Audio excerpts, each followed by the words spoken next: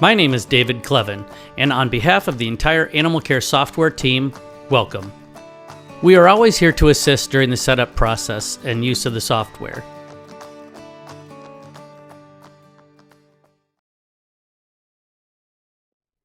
So I'm going to record this so that if anybody is not able to join for one of the two sessions today, that they can watch the video. This particular Zoom virtual training that I'm doing today is going to be a lot more open for Q&A. So if I don't have any questions from anybody, what I'll do is I will go through a couple of things on the software. Some of the things you may have seen me cover before, but I've spent a lot of time recently assisting facilities with setting up templates. And the templates definitely allow you to track more detailed information, and it helps to guide your kind of like the staff as to what information you want to collect. I would say that the templates are best used for things that are just entered every day, and you want to make sure that they get entered every day. And they're also very useful for tracking information for animals that maybe have some welfare concerns. And so that's why, we've got it. Well, I guess I should turn my phone down here or something. It's got all of my reminders going off at once for this meeting. And so I have muted everybody that's in the room currently. And so if you have a question, the chat is open. You can put your question in the chat, and I will try and keep up with the chat. You also, if you have a question, of course, you can do the little raise hand thing. Let's see here. There we go. Put it on gallery so I can see everybody. And you can, raise your hand and unmute yourself and ask a question as well. So I'm going to start first with anybody that joined that had questions, things that they've been pondering of maybe how to do something in the software of a particular solution. So I'm going to start there. So I'm going to look and see if anybody puts anything in the chat, anybody raises their hand, or if anybody just unmutes themselves.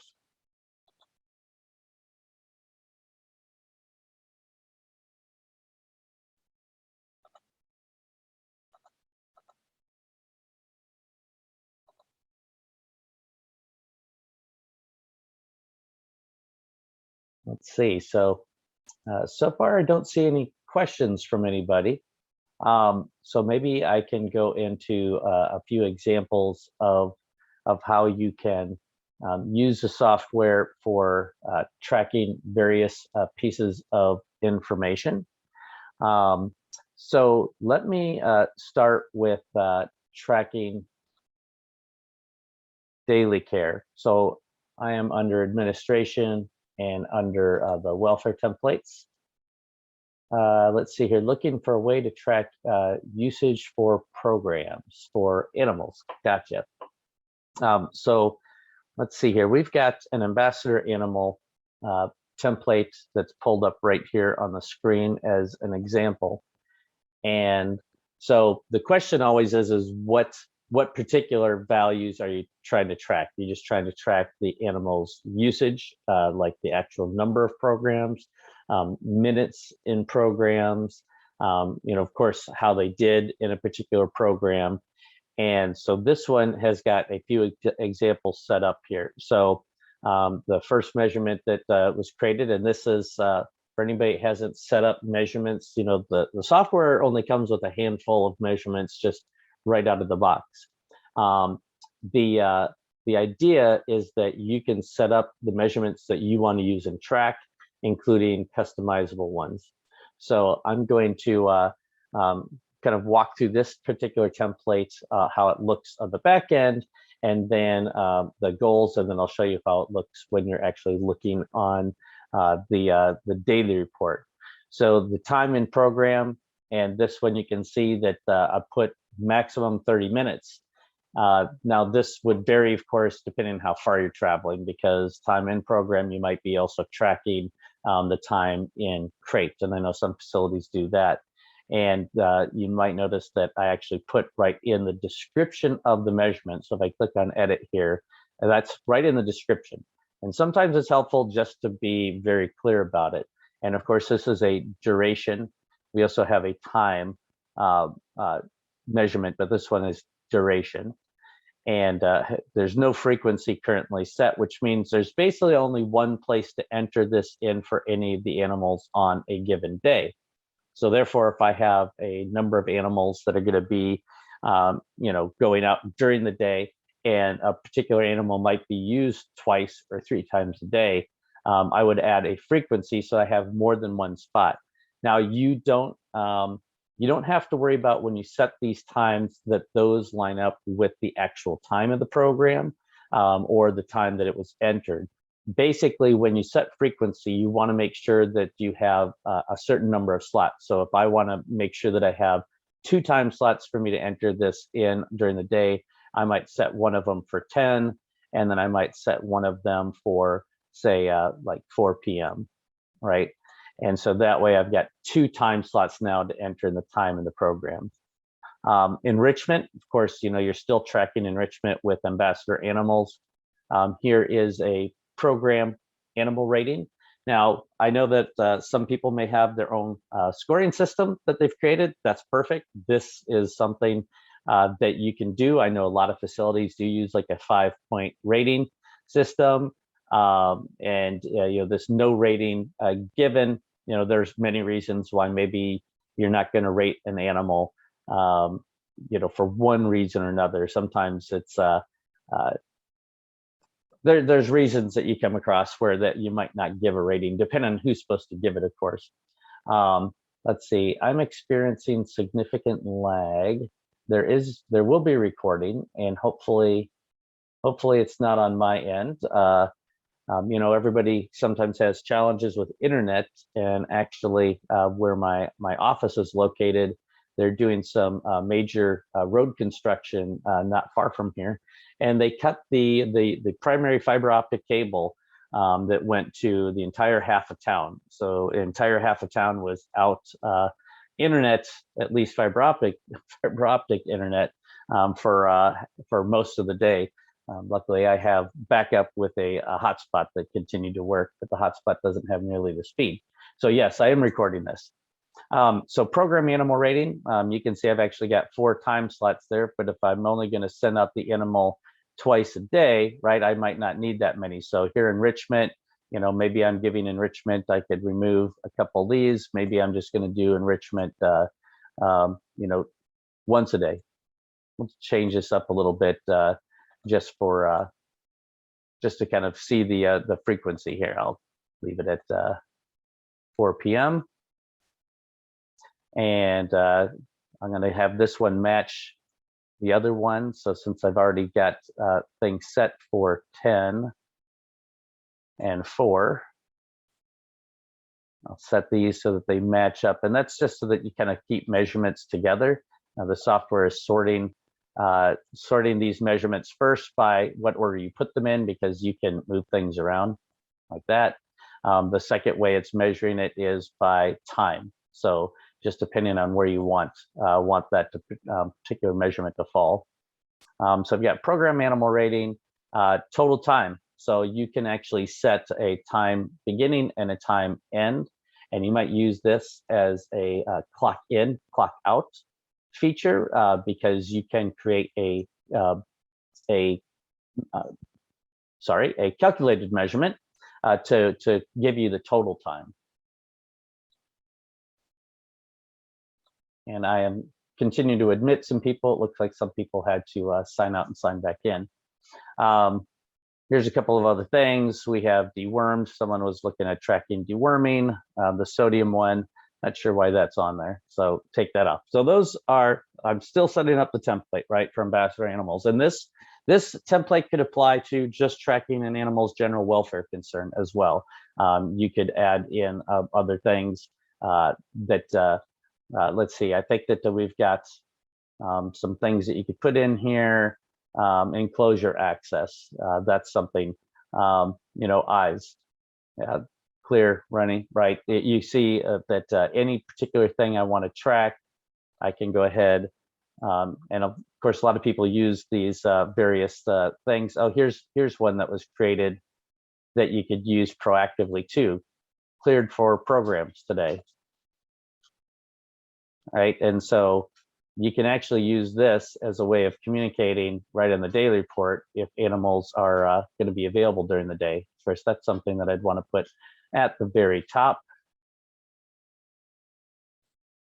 And just, I'm going to put my frequency in there as 1 time a day and just set it at 7 a.m. so it shows up at the very first thing. So now I'm going to save this. And one thing to remember is when you create a template like this, one thing you can do is you can set individual goals. And so if I've got a penguin and the possum, python here, so I can actually put in here goals. So the cleared for program today, one thing I can do is make it a single target, and I'm going to show you the use of this, right? And I'm going to say that my target is yes. Down here, we've got enrichment, time in program. You can see we had our 30-minute program max. Time in program, now I've got two things here. So instead of average, I'm going to do total. So it's acceptable to put in anywhere from 0 to 30, but anything over that's going to be a problem. The scoring here for the animal program rating, you probably could get away with putting 3, average motivation. And I will go back and look through the questions here after I've gone through. We don't have to worry about time beginning, time ending. The time test, this is, depending on how I use that time feature, this time test, this would actually be measuring that 30 minutes again. But if I'm using that time to say how long the animal's actually out, that could be more than 30 minutes. So you might need 30 minutes beforehand and 30 minutes after. So I could put in that the total time for that time in and out is going to be an hour and a half. And then I can save this. Now, once I've saved this, I can copy that goal. I can copy from this animal to the rest of the others and save. So now they all have identical goals. Now, I might go through here, of course, and say that there's things that I'm going to do, like for the enrichment or something like that. I might remove that goal because maybe I'm only giving the enrichment once a week, and so when I put in no enrichment given, maybe I don't want it to flag anything. Same thing with this animal here. Let's see here. Cancel that. Save. All right. So now if I go over to my ambassador animals, and this is from the demo site for anybody that's kind of like following along, which is where I post a lot of stuff that I'm doing during these Zooms. Training is always on here. So while I'm here at the very top, this is an ambassador animal daily report. There's a couple things you can see here. Someone had asked for example of just tracking kind of like check in and check out. So if I've got my skink here, I can sign the skink out, right? And then when I come back, I could sign them back in. And this is an example of you only want the skink signed out no more than 3 times. So this is, let me save this and I'll go to the edit view of this. So I named this task. Actually, you could have a task type that you could create for ambassador animal or program animals. I don't think that there we go, ambassador program. And then I create this checklist here. So it's assigned to these section. And when I go in here and edit, you can see that that's my checklist that I created. Just how many times am I going to allow someone to check in and check out. So I'm just going to save that. Now, one of the useful things about having these task types is if I want to then look at a calendar view of all of my tasks, it's a way that you can pull up, here's all of my tasks, but I can actually sort my view by type. So if I've got my ambassador program here, which means you can also theoretically create one just for your program schedule as well. So anything that has this ambassador programs type, task type, is now, those are the only things that are showing up here. So on each day. So let me hop back to the daily report here. And we've got just a direct place to go in for the animals and enter information. There we go. There's Slick. There's one that's on the template there. And you can see if I click here, it'll pop up and has all the things that I could enter in just for the animal. But the way we kind of intended the templates to be used is to have one place. You can click on the templates, and that way I can go here. I've got my ambassador animals. You can see there's a couple of other templates that have been created. This one called ambassador animal checked out today. So this was an example of just animals that somebody, I'm not sure what that checklist is for, to be honest with you, because that does not make much sense. Let me show you the one that I just did today. So if I have this here, so say there's something with the penguin, I come in the morning, I want to make sure that that penguin's not used. So that's why I put the goal as 2. So not only did I say, no, it's not cleared for today, right? But that it's got this little indicator that kind of shows, kind of reinforces that. And so I can tab through these, right? And I can go vertical or horizontal with this. So if I go and check out the animal now, right? I've got the timeout. Of course, this one should not have anything because I shouldn't be using the animal that day, right? And so say I come back here and I check the animal back in at, hold on here,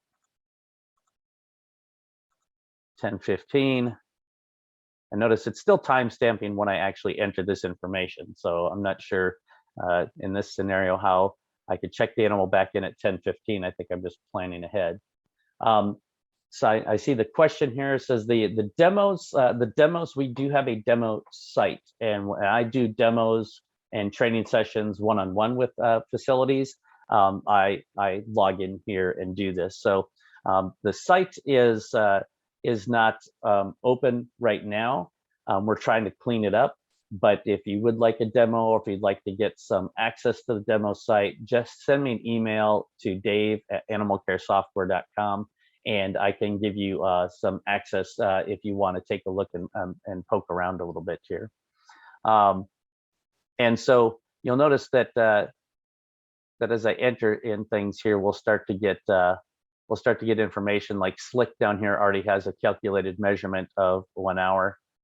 And if I go down here,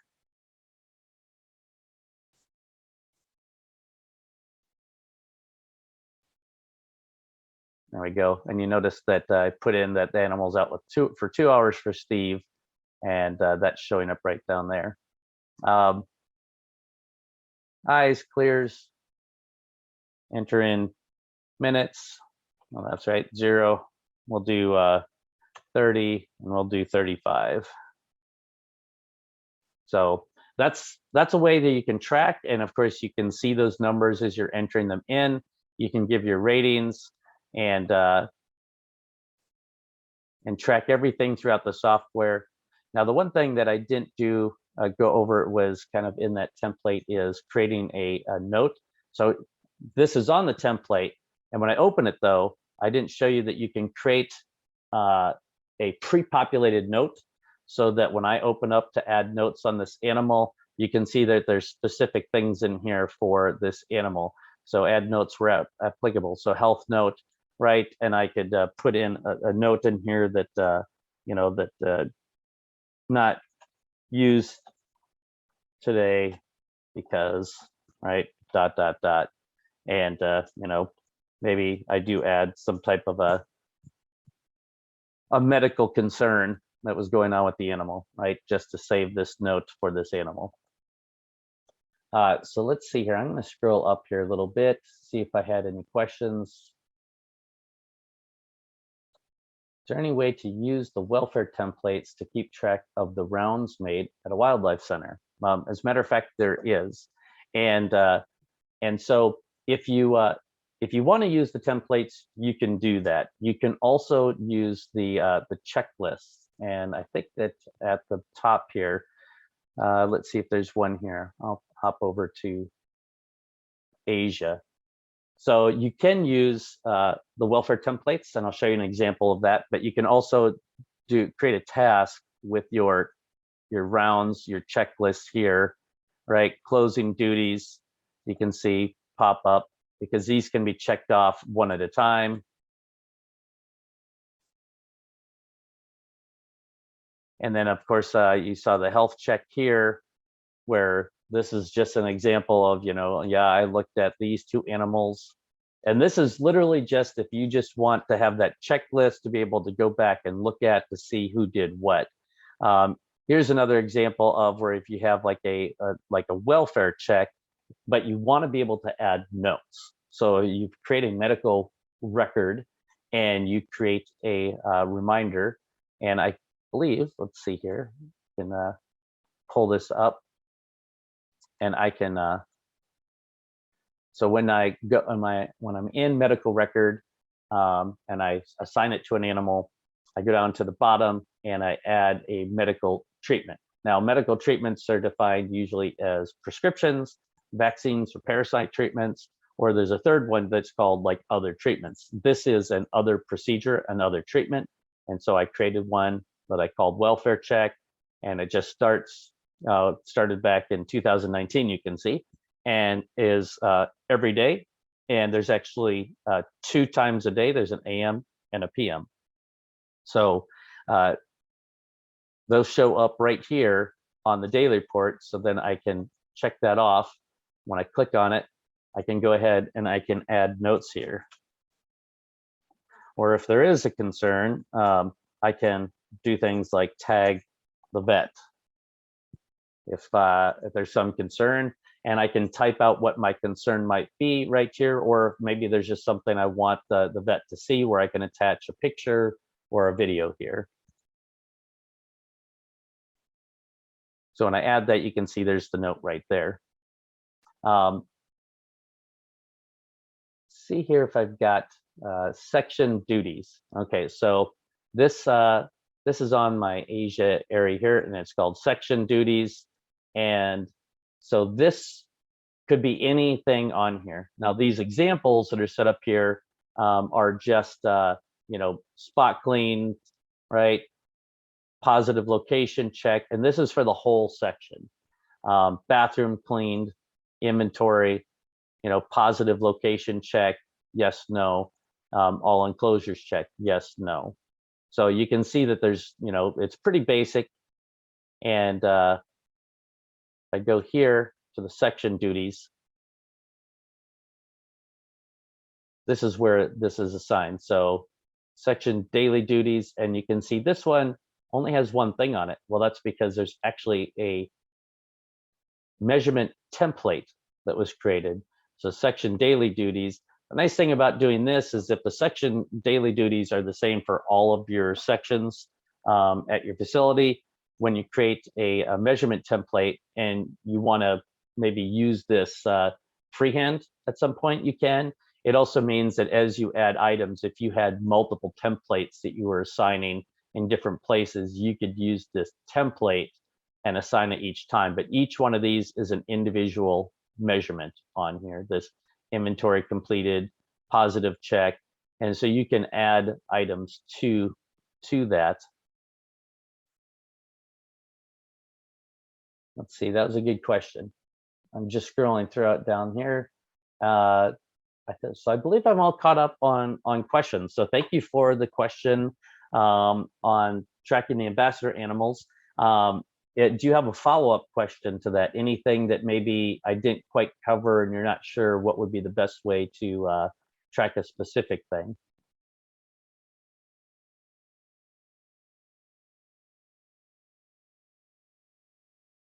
if anybody at this point does have questions, feel free to just go ahead and unmute yourself. I don't think that we'll have a problem if you just want to unmute yourself, because I did mute everybody when they entered the room.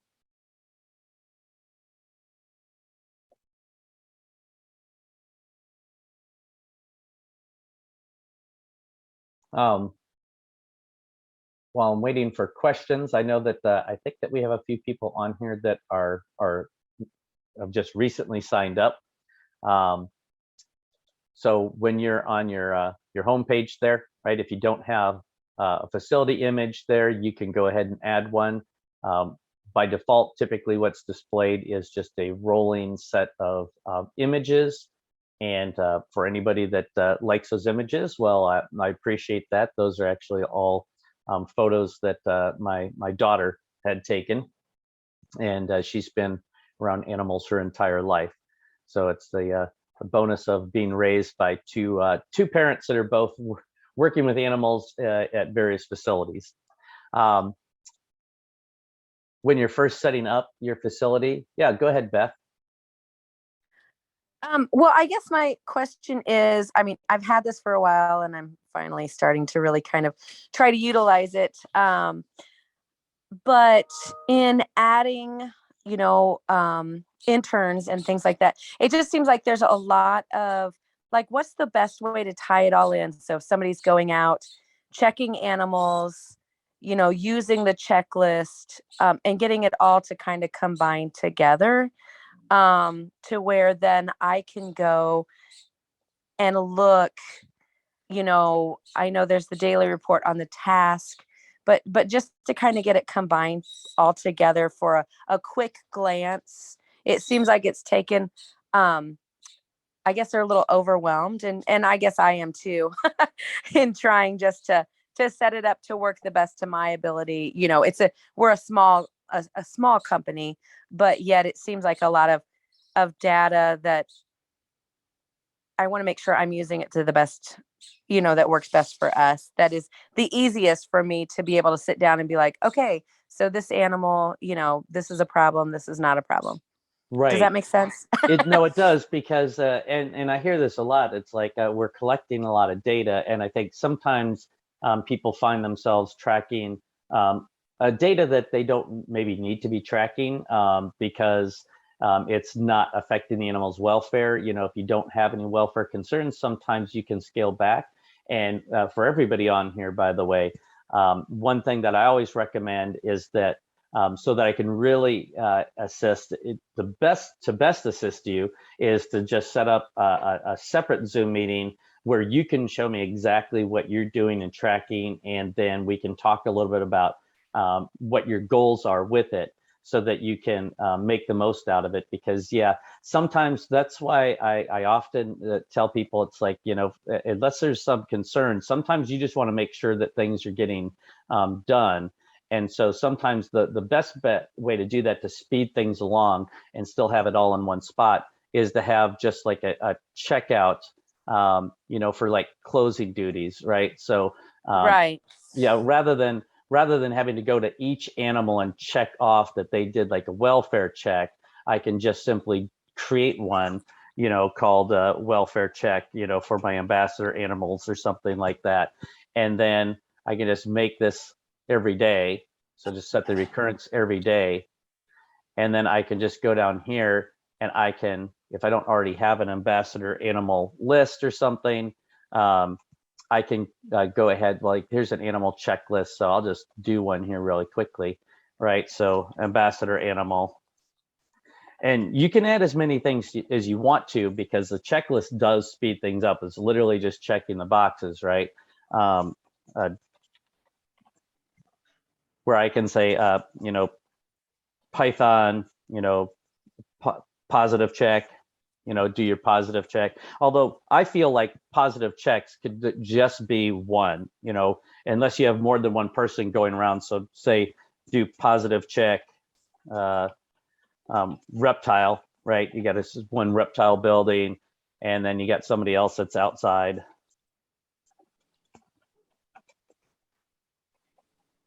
And then one that's, small mammals or something.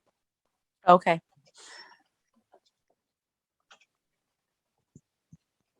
Because the things just in general, right? You want to say that, yes, this was done, and then, at the end of the day, checked all temps. Maybe you include one that says checked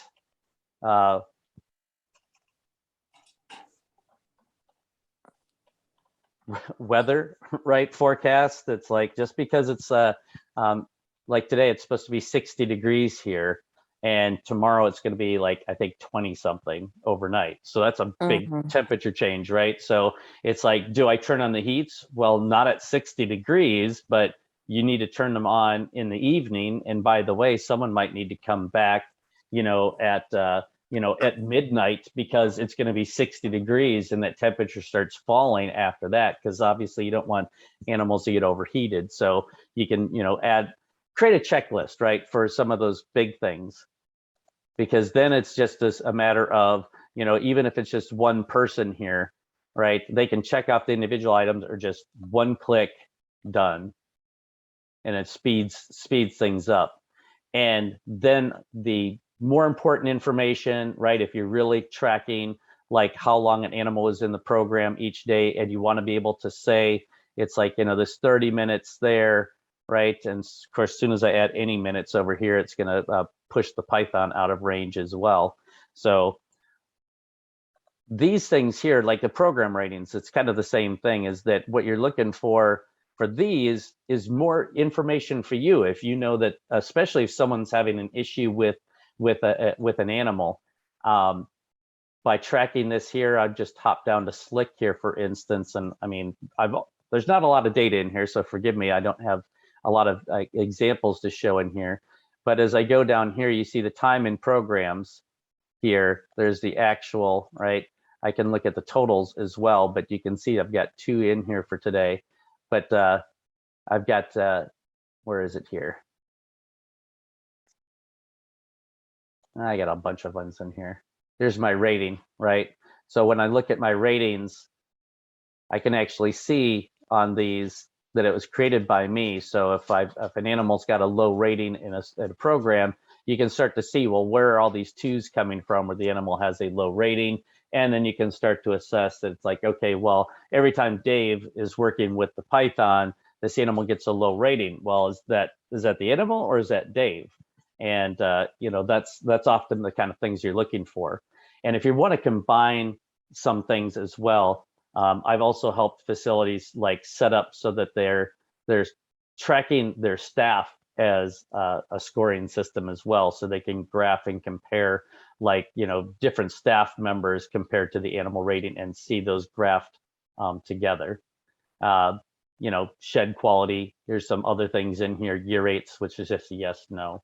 So I would say for you, Beth, would probably work best is you certainly ask more questions for specific examples, but let's just set up a Zoom meeting, and probably in 30-45 minutes or something like that, we can really get things organized for you to speed things up. Because my feeling is that when your staff logs in, these tasks and medical reminders, self-explanatory, right? They know what they're supposed to do there, and everything else, they just jump down here and they fill out for the animals whatever measurements you want to get. If this is a little cluttered because you have quite a few animals, keep in mind that you can make a template and you can copy it, give it a different name. So instead of just saying ambassador animals, it might say reptiles, birds of prey, small mammals, farm animals, so they can click just to switch between those different views. And also there's ways then that you can look for things that, like, if everybody is clear-eyed, right, where you can do the copy value cross too, which speeds things up. So the goal should be that, it doesn't take the staff more than, 10-15 minutes at any given day to fill this out, which is why, when you have any notes that you want added, which is not going to be every day, you can create a pre-populated note type. Okay. And great. Thank you so much. Yeah, and sometimes you might even just have one note type that you assign to the section, that pops up here. So they just have one note type. And I was just showing somebody that yesterday that, sometimes you just want to have everything on one note and you just put it all together. Mm-hmm.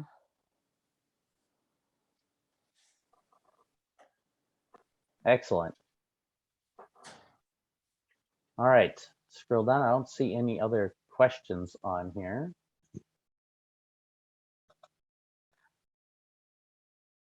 There is a new feature, and feel free to hop in with additional questions that some of you may have seen. It's called this resource management. I think I maybe briefly mentioned it earlier. This was developed from a grant from Zoo and Aquarium Hazard Preparedness Center. So here in the US, they're actually trying to organize responses. And the idea is that a facility can enter in all their resources here, their equipment that they have at their facility, personnel, supplies, and this is tracking for yourself. So supplies, it's like I could say that I have a certain number of these. Now this does not automatically deduct anything right now. So if I was trying to keep track of my PPE, my coveralls, see, I just enter quantity on hand, minimum to have on hand, and reorder, which means everything, your inventory still is done manually, but then I can go in here, and say that now I have 35, right? And then just update this. So it doesn't have a way of tracking that, but the way that it's being used eventually, and I have to log out, log back in, is this is the demo site, and this is a new type of facility that we have. It's called an organizational facility, and the organization can actually see those resources.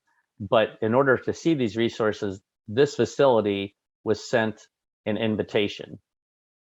So I can add a member and I can send an invitation to another facility to choose to share their resources. This is something we're doing here currently in the US with ZDR3. If you're here in the US, I'm sure you'll be hearing more about them and their efforts to organize responses to emergency situations. And we've had some conversations with a facility over in the UK. And I foresee this being something going forward that's going to be needed. I could only imagine right now that with everything going on in Ukraine, the information that's coming out of the zoos and aquariums that are in Ukraine, it's kind of spotty, don't really have great information. And this would be a situation where you want to try and coordinate efforts.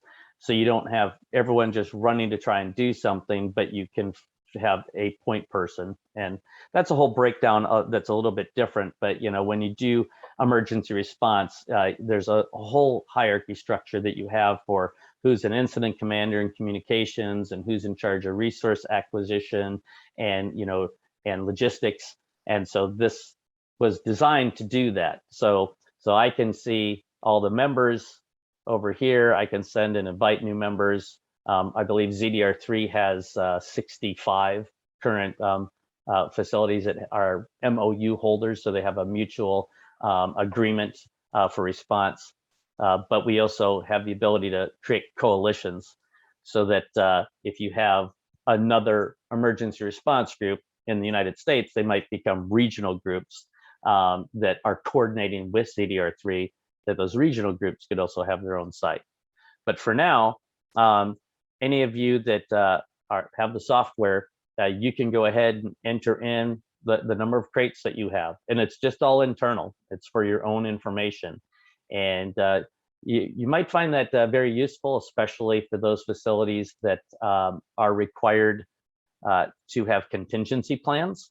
And so if you have USDA asking about your contingency plans, one of the things that you can say is that you have all your resources documented and you're keeping track of certain things like how much water storage you have on site. Let's see. Yes, contingency plans. So this definitely does relate to contingency planning. And I would say that as ZDR3 grows and starts to spread out and sign agreements with MOU holders. Part of that would go towards your contingency plans, but of course, most of your contingency plans are internal, right? What is your actually plan to do in case of fire, or in case of, like weather? If you're up north, like what are you doing when you have a blizzard or cold weather? If you lose power for animals that are going to need heat source, so they just want to know, in this scenario, what is your plan of action? And you can, of course, start to put some of that stuff in the software as well under your resources. So you saw that we have a lot of things in here, like equipment, and there's your personnel. You can actually see in personnel that you can have some specialized training. And so you can add keywords so you know who has this specialized training or who's in your ride-out team.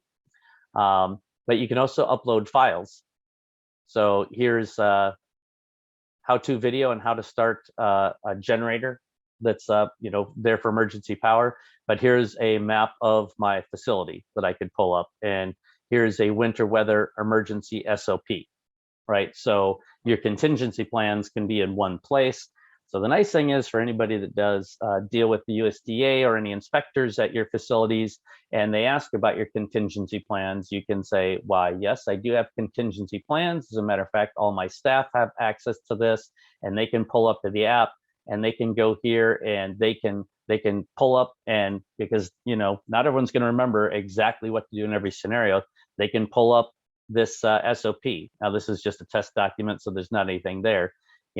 If emergency responders are coming and I'm not there at site, I can pull up the map of my facility, and I can send them that file. So the resource management, that is the goal, is that it will help and assist with contingency planning as well. And we have additional requests and have received a second grant to further develop the capabilities of the resources, because these resources can actually be assigned to an emergency event, which I guess, I don't know, since I don't see any questions, I don't mind popping over and kind of showing you what that looks like. So here's our resources, and then we have these resource allocations. So if I've got, you can see Texas freeze, right? I've allocated resources to this Texas freeze. Of course, this is not the kind of equipment that you would find down here in Texas typically if you did need any of this stuff. And so I can view the details on this item, and of course it's been checked out. And this the owner of this resource is the response group of the North, and see I have contact information. Now normally there'd also be a phone number listed there, but this is just a also kind of a demo site right here. Under my resource allocations, I can also do things like I can have maps in here of affected areas that I can upload and attach. And this is for the response group, so that they can see, what's available, what's been assigned to a resource, the affected area, be able to pull up and look at, what is this facility that's here, because this is a map that you can kind of import, and I can click on any of these. I'm not sure how real this data is, so I'm not going to click on any of those to pull up what they are, because I had imported some data just to see how the functionality is working. And so, yeah, contingency planning is a big part of what we're doing. Oh yeah, here you can see, organization, who has what there, and I can click on these and sort through stuff. So. All right, so I'm looking to see if anybody else has any questions. Otherwise, I will definitely find ways to fill up the last bit of. We've got about 20 minutes or so that I'm going to remain on. So please feel free to unmute yourself and ask questions if you have questions, or just go ahead and put them in the chat.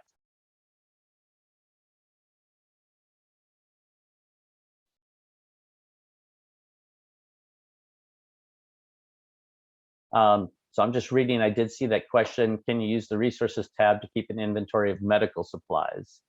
So the answer is yes. Let me show you here one thing that's very useful though that we built in. So if I've got my supplies here, and so supplies, medical supplies. So this is what propagates the little form to fill out. There's some information that, due to the fact that we're working for emergency response, we put in some fields that were in there by default that you can't be removed.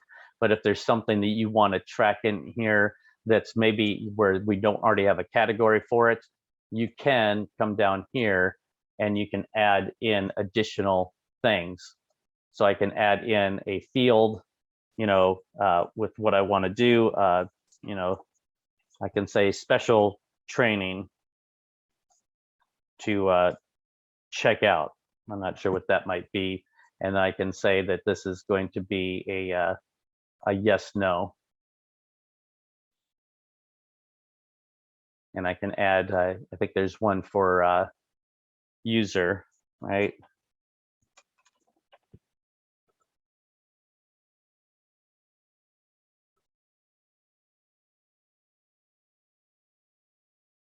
So now when I go ahead and I open up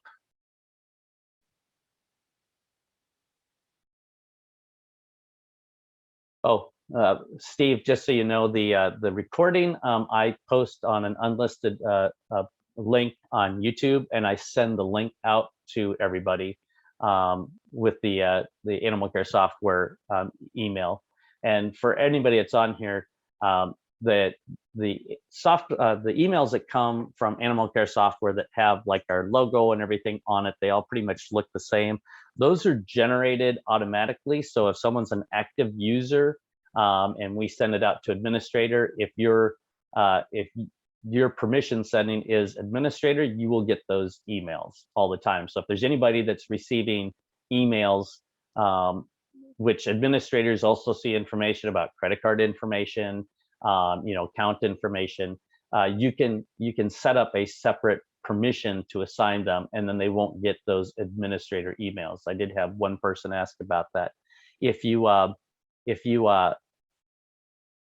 a staff member that's no longer there, just remember to go ahead and make that user inactive in the system, and that removes them from receiving emails. So we don't really have any control of like unsubscribing people, because it's all generated by the system. And I can show you where you do that after I show you adding the medical resources. So I've got the supplies here, or you might have equipment, right? Depending on where you want to put certain things.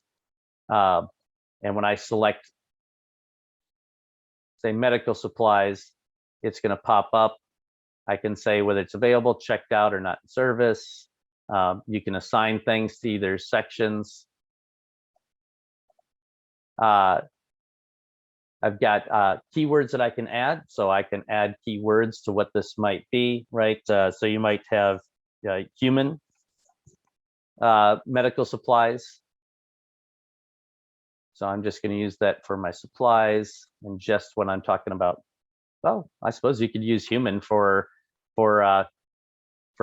food and other things, but we'll just for now say that this is one's for medical. So it's a first aid kit or something, right? This is something that is actually coming from internal. If this response group adds keywords, there'll be their own keywords there. And of course, you can attach images, and that's what shows up here.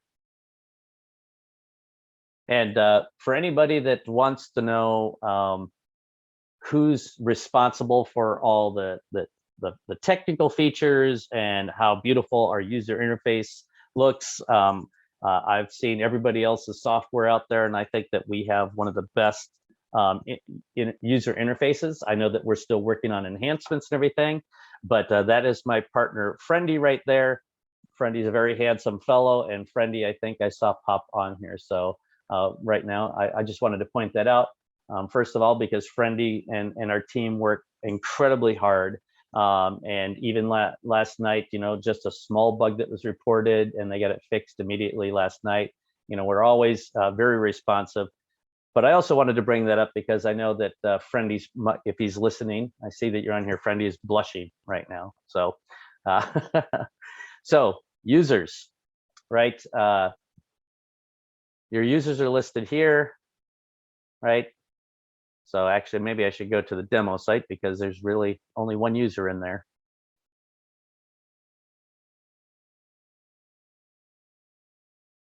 Let me show you your users. You never have to delete your users. So here's all my active users. Here's my inactive users.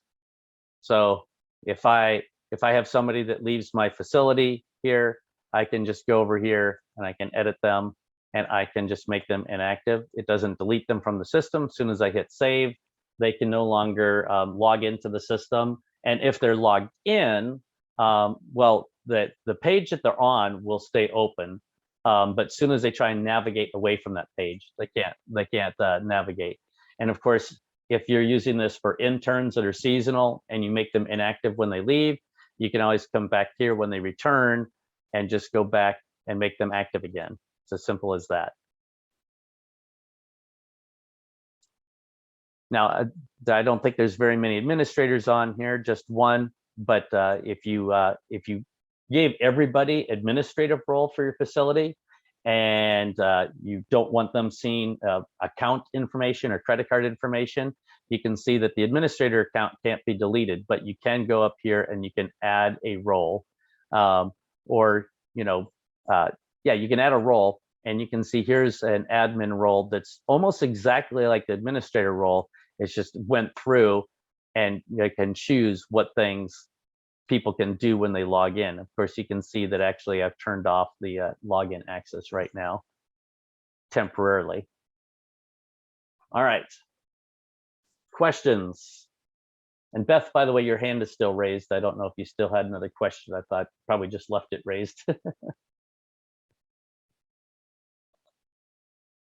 And you can unmute yourself if you have a question.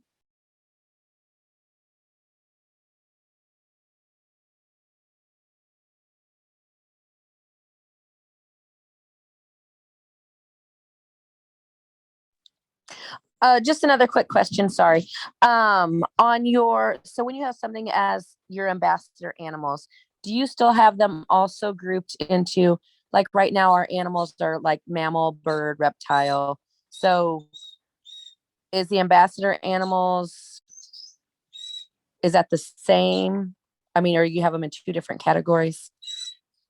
No, I mean, you can have them broken up, because the way that Beth, I did outreach programs, and so the way I had set up was I had my sections set up so that they were organized by type, right? Invertebrates, small mammals, rodents, carnivores. So I had it broken up like that, because the templates really are kind of like a separate thing, so I could assign a template to just like birds, right? But I could also assign like a template, like on that ambassador animal template. Well, actually, I think it might be down here. Okay, so here is like fecal testing results. Well, there's 2 elephants and a tiger that are listed on this template, and they are not in the same section. But the template, that particular template, was assigned to these animals and assigned to Kim. So you can organize it on your section breakout here. So if someone's just going down to enter in information, I suppose it might be more useful in the ambassador animals here, so that when they go down, and they're just going to freehand enter some information, say on the Tenric or something down here. So I can go and add a measurement, add a note, just freehand from here. You can see he's not currently assigned to this template, either is Tank. So if I decide that I want to track this same information down here for ambassador animals, well, I can just hop right over and go down to my welfare templates. There's my ambassador animals. And I'm just going to say, okay, well, I wasn't tracking much for that animal, but now I want to track some more information. So I can just go ahead and add him in. And then as soon as I save this and go back, he's going to be there. So they're separate. They're not like connected. Think of the templates as literally just creating a form where you're going to enter in information for the animal. So if you enter in a bunch of information, that you want to collect measurements, and then you delete the template completely, those measurements don't go away. I mean, they're associated with the animal, not the template. And so, yeah, hop over here to Ambassador Animals. So you'll see two things that happen right away. You'll see that now there's Tank has a template, and then you'll also now see him on the template down here for Ambassador Animals. There's Tank right there. Does that answer your question? It does. Thanks so much. You're welcome. Let's see, Steve, what will the second session be on? I invited all of our users. So this is the first time I've sent an invite for Zoom training to all of our users. And so because we have some facilities that are, somewhere between 6 and 12 hours opposite of my time, that's the reason for having two, so that we felt like we'd cover most all of our users, even like ones that are in the Middle East and Australia, that if they wanted to log on, that one of those two times would work out. I believe that some of the people that are on this particular session are in the UK, because it's the afternoon there. And but with 3 o'clock, it's still early enough for many of our users in the UK that if they wanted to join, they could join most likely from home at 9 p.m. Tonight. So the session is going to be open, just like this one is, open Q&A. And so a lot of what I cover is often driven by the questions that people are asking. And so you can ask a question, anybody that's on here, even if you've just signed up on anything, you can ask questions even just on general setup and best practices. We've had, I believe, 34 facilities sign up for the software since the beginning of the year.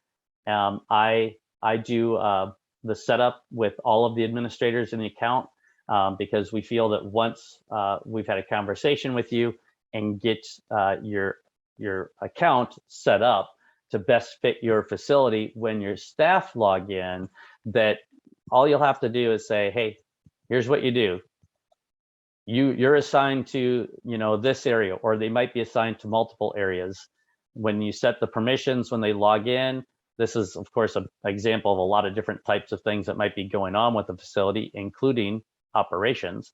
But when people log in, that they only see the areas that they're assigned. So if I'm working in Africa today, I just click on Africa. Everything that has to do with taking care of my animals in Africa are right here. So I've got closing duties. There's one that probably doesn't need to be there. Oh, I see. This one's just called closing duties to Africa, to Asia, but it's actually misnamed. So I believe this one is actually, this one is supposed to be assigned to both. But here's my medical treatments, right? I know what to do. I even have instructions, give orally. Here's my tasks. Staff can, right for now, manually add themselves. And this normally pre-populates. I'll put that there. You can put in attachments. This is your whiteboard. This is your memos, right? Whenever you would normally in the past send out memos to all of your staff, there's going to be an SOP change in the way you're doing or something like that. You might print out and give them a copy. Of course, you can still do that, but you can also put it here in the daily. You can attach it right there so everyone can read it. You can put in a note for section, and say that, it's like, make sure everyone reads the new SOP, right? And you can even tag your section that you're in. If for some reason you want to find this note later. And if I want to make sure that this stands out, make it bold, make it red. The whiteboard, a lot of times whiteboards get erased. And so this kind of, saves that material for you. And if you want to make sure that they read the SOP, go ahead and create one.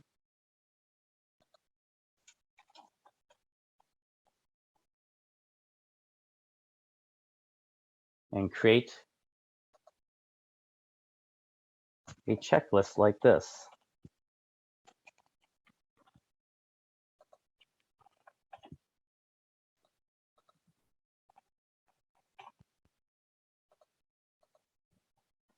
because one of the things that we know that many people are trying to do is make sure that the animals are cared for, but also to hold people accountable. So if you've ever like said, hey, this is how we're going to do it now, and then 2 days later you see someone doing something that's been spelled out that they're not to do anymore, and they say, well, I didn't know. Well, you put this on there, right? That task, save, I've checked it off. Okay, well, Dave, don't tell me that you didn't know there was a change. You said that you read the SOP. You checked it off, right? It's on the daily report. And of course, these daily reports you can also view by this little download button here, kind of presents the daily report in a different view. Some people prefer the digital view. I prefer just to look at the digital view. Some people prefer to go ahead and look at the PDF version. Because the PDF version, for some people's eyes, that's the way they prefer to read it. Let's see, easiest way to correct mistakes in, for example, water quality pH, when it is noticed it was incorrectly entered, say 1 month ago. It's a good question. Oh, that's my computer. Okay, so here you can see, here's how it looks here on the PDF daily. So water quality, glad you asked. So if I go to Marine Life here, is for all of your water quality stuff, set it up so that they're entering environmentals on a template. So I've got, in this section here, I've got my life support system. There's the life support system right there, right, to enter in the values. You can see that I put in the value right here. If I type in 9, right? And I'm assuming I hadn't changed the goal. There you go. So it should never happen that nobody knows that it was done, right? That day, that it was entered. If 9, that gets your attention right away. It's like, well, is that right? Because this should be between 8 and 8.5. It's actually spelled out. But let's say that they enter that in and no one sees it, right? And you're like, well, how do I go back and fix that? Well, this is a permission setting. Whether or not someone can edit measurements is one of the settings. So if they do not have the permission to edit a measurement, they can't make any changes. But most likely they do. And you can always go back to a measurement. Let me just hop over here because I can show you on an animal. I can go and find my example animal here, Chook, and I was looking at a graph and I noticed that there's a measurement that's way out of whack, that somebody entered something in, say is 3,500 grams when it's supposed to be 3,500 kilograms, right? I can go back and find that particular measurement. So here's all the measurements. So let's see here. Well, we can do, we'll say this score. There's only 2 of them here, right? So here, this is showing all the scores. I've got 1, 2, just 2, and there's a video attached to that one that's loading right now. So if this value is off, I can go back here. I can edit, right? Change it, save it, and there you go.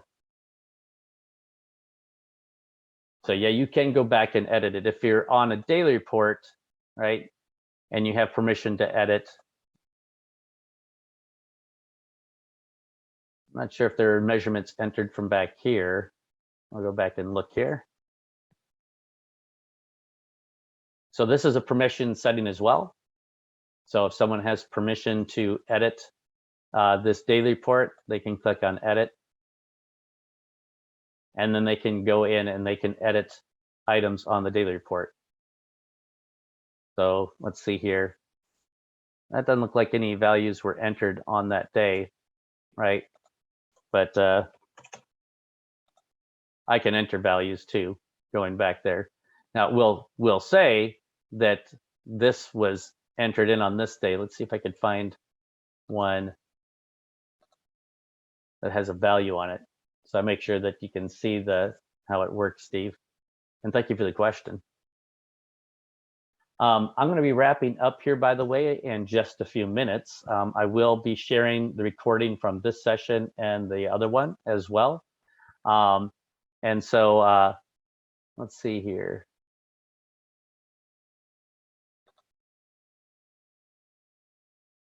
There we go. So if this one was wrong.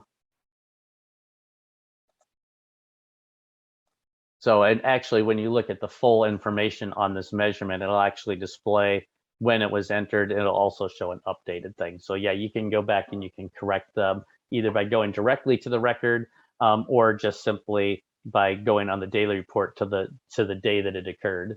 And of course, you're going to see, you know, the various things right on this graph. All right. So any other questions before I sign off for today? And feel free to unmute yourself if you do. I want to thank everybody that did join us today. I'm going to try and do these as often as I can. Yes, Steve, I saw you unmuted yourself. Yeah, I'm just going to say thank you. No, you're welcome. And just again, for anybody that's on here today, if you want to go over your facility and how you have it set up, just shoot me an email, dave@animalcaresoftware.com. And I find sometimes that's the best way to really go through everything and make sure that it's working for your facility, because that's the goal.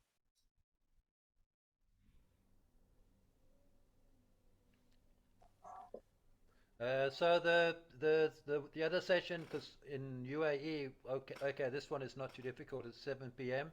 But the other one is at 1 o'clock in the morning. But if we've seen this one, then we don't have to really tire ourselves out waiting for 1 o'clock in the morning. No, not at all. Not at all, because, you know, that's why we did them like this. But certainly if this generated some questions, or you know that some of your other staff might have questions, just let me know, and you know, we could set up a Zoom meeting just between myself and you and your staff if you'd like, to go over anything that you have questions on. Yeah, we'll probably request recordings, just so not all of our staff, obviously, they're not going to be, some of them might have made it now and they're not likely to make it at 1 o'clock in the morning, but if we get a recording, we'll be able to go over everything together. Yes, yep, I will post that recording. Thank you. Thank you. Excellent. Thank you, everyone. Again, my email is dave@animalcaresoftware.com, which I try and put in all the correspondence. So give me a holler. And if you're an administrator on here on your account, shoot me an email if you don't have my direct phone number, because I do, whenever a new facility signs up, I do give out my direct phone number, my cell phone number, so that I can respond instantly. So thank you, everyone, for joining, and have a great afternoon or great evening, depending on where you are in the globe.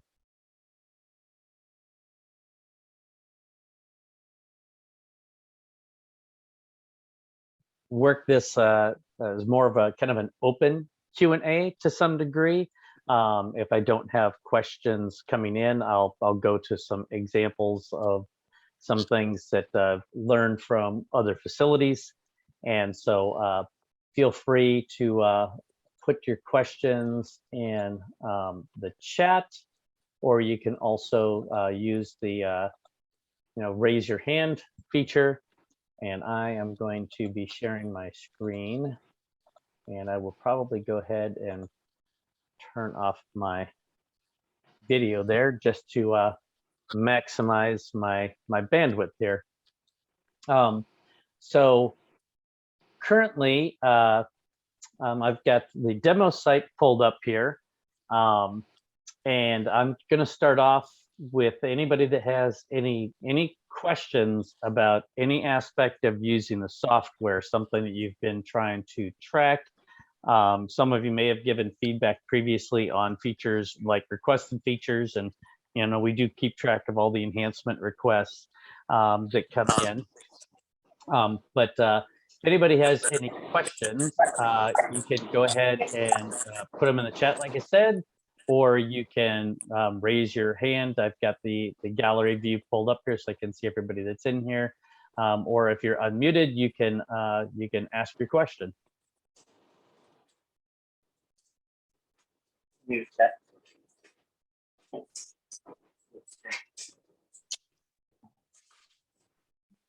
I Yes. had one question. When you're doing medical records and it lists all of the medical records, it doesn't say what the problem is, which makes it a little bit harder unless I'm missing something. So if I wanted to say I have an animal that's got a ton of medical records, but I'm looking specifically for like when we started Clavovox or something like that, I'd have to click through each record to find that if I don't remember the date, correct? Not necessarily. So there's a couple of things that you can do. The first one is I'll show you how, as far as prescriptions and treatments and all of that goes, I can go to just, the animal's inventory record here and just click on the details view to go there. And so as far as all of the treatments go, when I scroll all the way down to the bottom, every treatment the animal's ever had will be here at the bottom, and I can scroll in and out, up and down, of course, to see that. There's also a list view. So this red line is today's date. And so I can zoom in, to see things that are being currently done. This will give you a quick view of all of the things that they're currently, treating for, including the list view. Now, as far as like specific things going on, when you go and look at, I can view just this animal's medical records from right here. And you'll see a couple of things right off. First of all, you'll see these little icons. So anytime you do have a prescription or treatment, it'll show with that record. You can also use labels here. So this one's listed as a follow-up. This one is listed as a treatment plan was updated. So you can use labels in this as well, so that you can have that quick view. And when you're entering your records for your treatments for the animals here, so if I've got a problem or something and I know that I'm going to want to keep track of certain things with this animal, one thing you can do is in the problem description. So say you did blood work on this one, right? And you just want to be able to find that particular record when you're looking at all of the records. So I can do this. I can, of course, you can always tag the animal, but it's not necessary for this one. So if I do blood work there,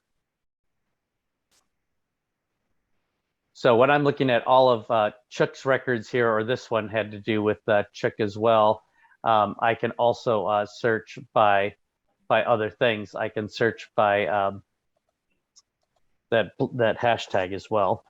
Okay. Yeah, I need to get better at using the hashtags. I'm new to the system and I've just now gotten medical records down. So now I need to start adding in some other things. So if I start using the hashtags, then that sounds like it makes it a lot easier. So thank you. Yeah, no, you're welcome. And it's something that we knew that sometimes like just animal care staff is going to make a note on the daily report that may have something to do with like a medical concern even, and you're not always, they might not always be starting a new medical event record to record that.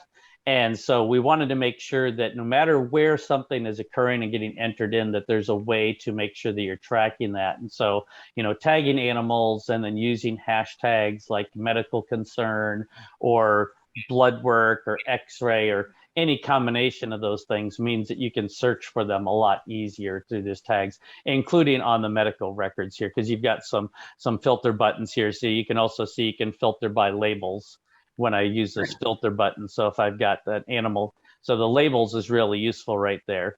And of course, whether it has a treatment or not, but I would say that the filter here, definitely that's where your labels really come in handy.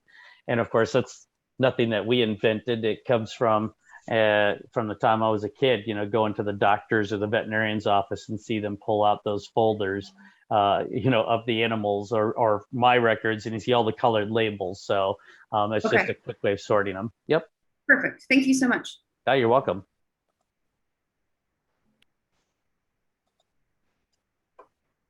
I try and keep up with letting people in. So anybody that did just join, you can You can put a question in a chat. This is going to be a little bit more open Q&A this time. If you have a question, you can also raise your hand. If you've got your camera on, you can physically raise your hand. Of course, there's the little raise your hand icon that you have. But you can also feel free just to unmute yourself and ask your question, because it seems like most everybody's muted.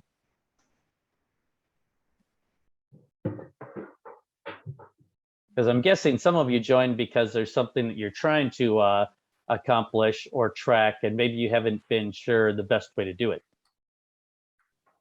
Hi. Sorry, I've only just recently got the software like last week, and we don't have the medical record sort of option on there. Is it something that's on specific packages, or?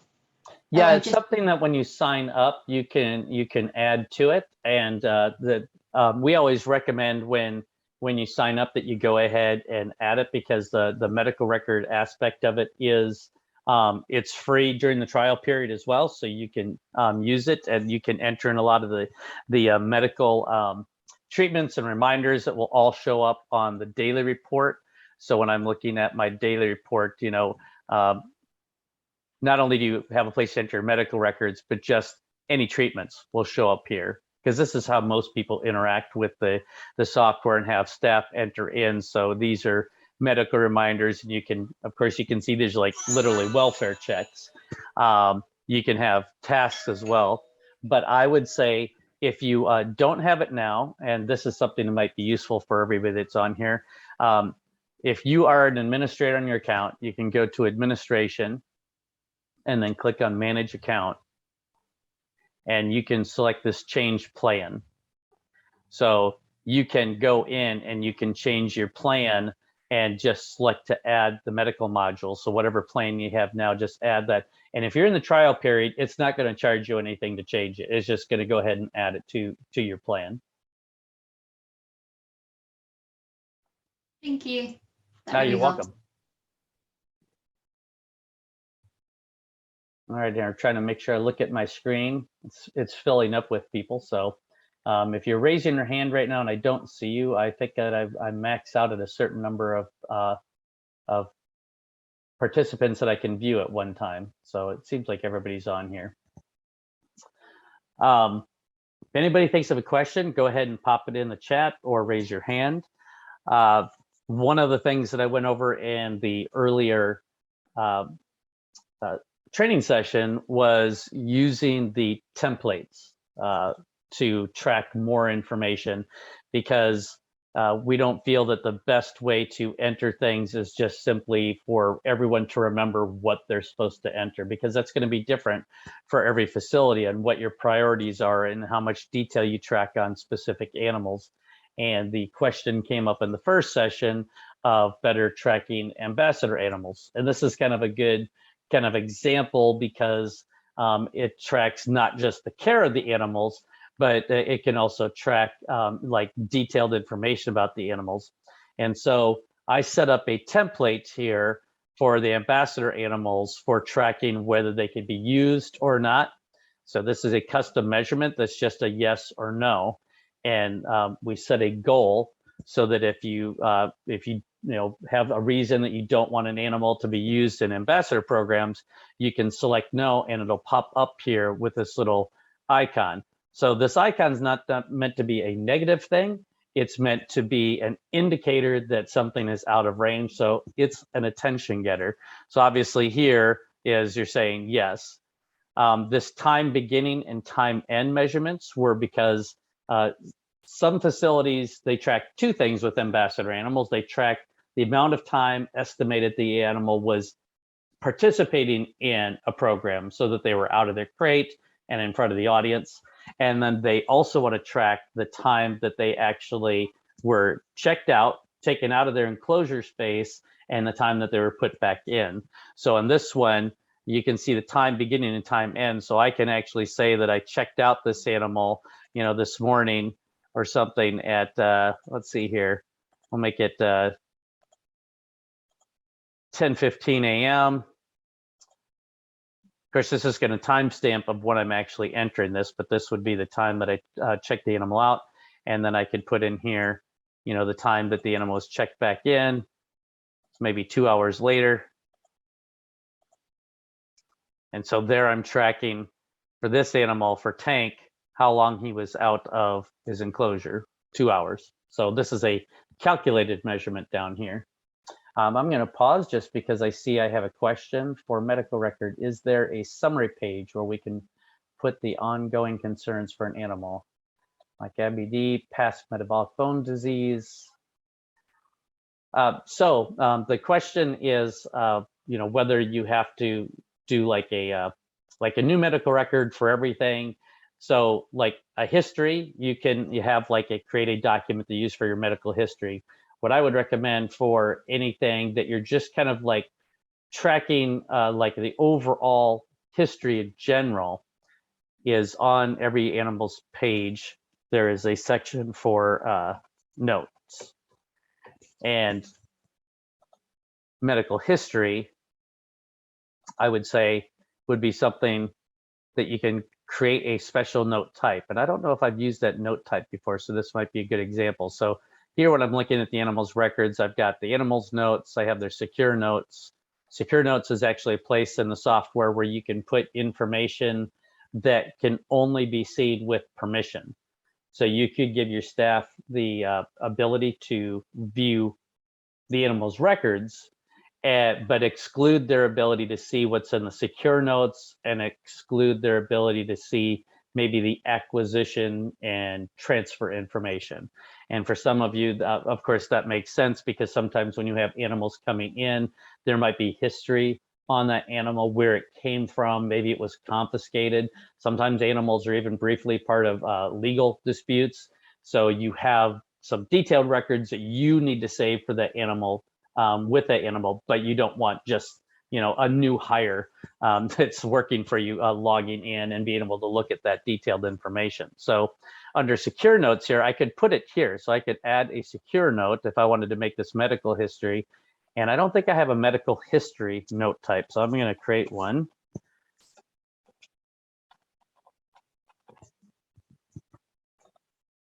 So I have this new note type now that I can select, and I could go and do all sorts of things with what you're talking about. I can go in here and I could tag the animal, even create a quick way of finding this information in the future in case I forget where I put the note. You never know.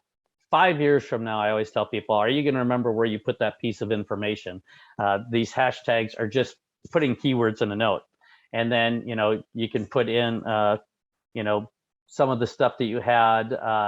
Let's see. So, you know,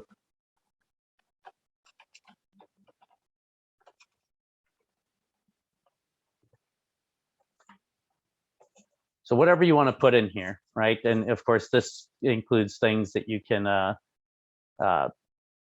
bold things, just make it easier to read. You know, you've got bullet points, you have numbers. So we know that written information is extremely important. Obviously, medical stuff always relates to medical. You can also, if you have some history of information here, you can also attach files here. And so that, let's see, I think I've got some test documents here. So if I've got I don't have a great one. Here's one. This could be a complete medical history that you're uploading with an animal, right? So that's one way. Now, as far as tracking some of the other things, so say every time you're making entering a medical record as it relates to one of the specific things. So if I have a new medical record for an animal, and maybe I'll use Tank there, and I want to be able to find this again, the keywords, right, is one way. And since you used a couple examples, I'll just put one in there like that, right? I can also go up here and I can create a new label. And you can choose any color you want.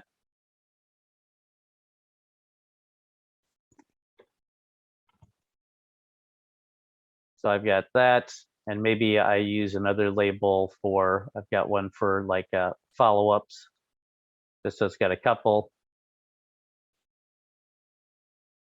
So there's my 3-banded armadillo, right? There's that IBD. Yeah, so using distinct colors are going to help you stand out, but also now when I go to filter, that's another label type that I can filter by.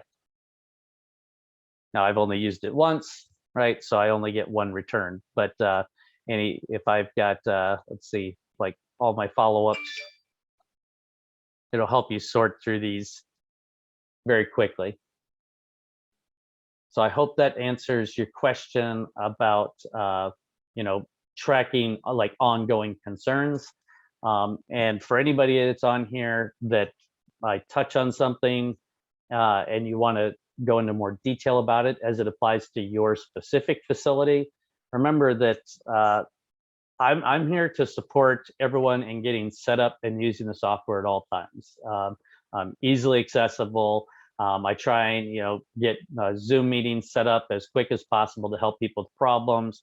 If you're an administrator on the account and you don't have my direct contact number, please let me know. You can email me, dave@animalcaresoftware.com. I give out my cell phone number. It goes directly to me. And even if you're overseas, if you use WhatsApp or Viber and you add that cell phone number to your contact list, you can text me and contact me that way as well. That does work here in the US. Let's see. So let's see, would a measurement template work for sleep bouts, for how long an animal sleeps? Yeah, and you can do it actually one of two ways. I don't recall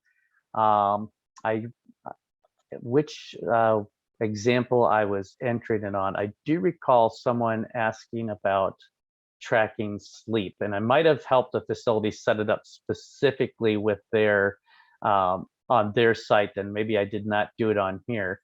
But so you can manually enter in the total time, right, of sleep, or you can enter in just like the clock and do a calculated measurement off of that.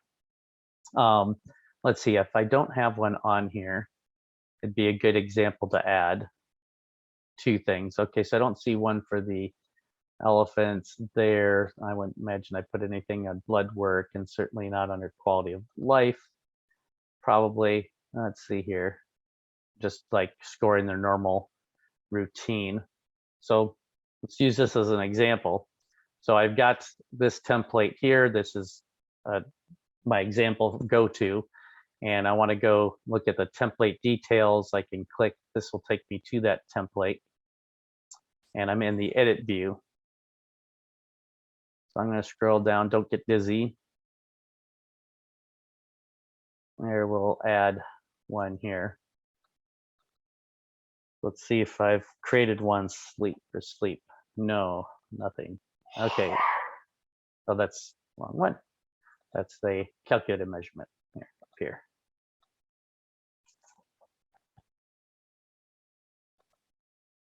So we can say sleep, and you can do it duration.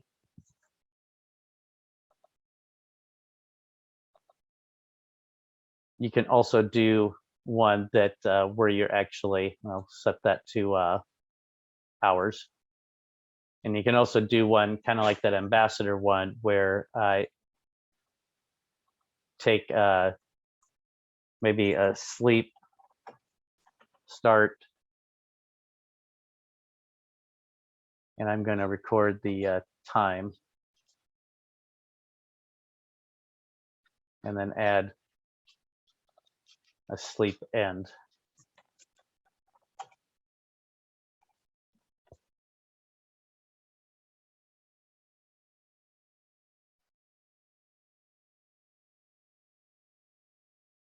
And so you can do these calculated measurements then when you have measurements like that.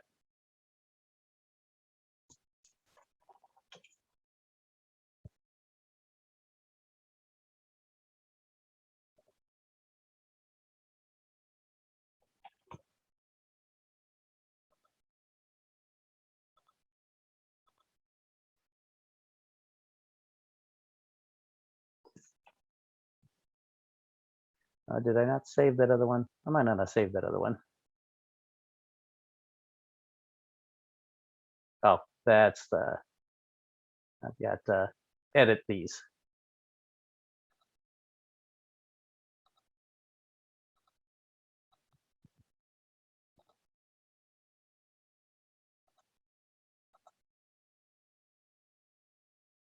There we go. Remove that. I must have added a couple here that I didn't mean to.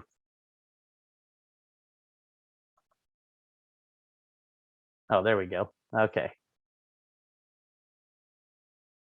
Apologize. By the way, Friendy, you can pop on here too if you have anything to add, as I'm trying to set this up correctly.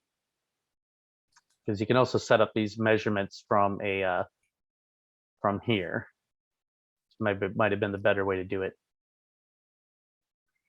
Correct. You can do a couple places. You can do from measurement management. It's probably more easier. Well, depending on what's everybody want, but yeah, you can achieve the same thing. The goal is you can utilize calculated measurement where you only collect certain parameter and using the calculation to calculate the difference. So you don't have to keep track all kind of measurements basically.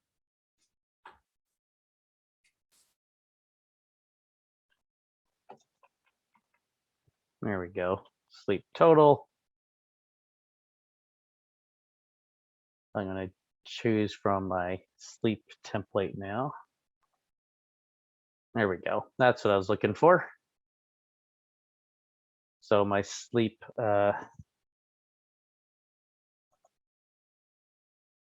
end time.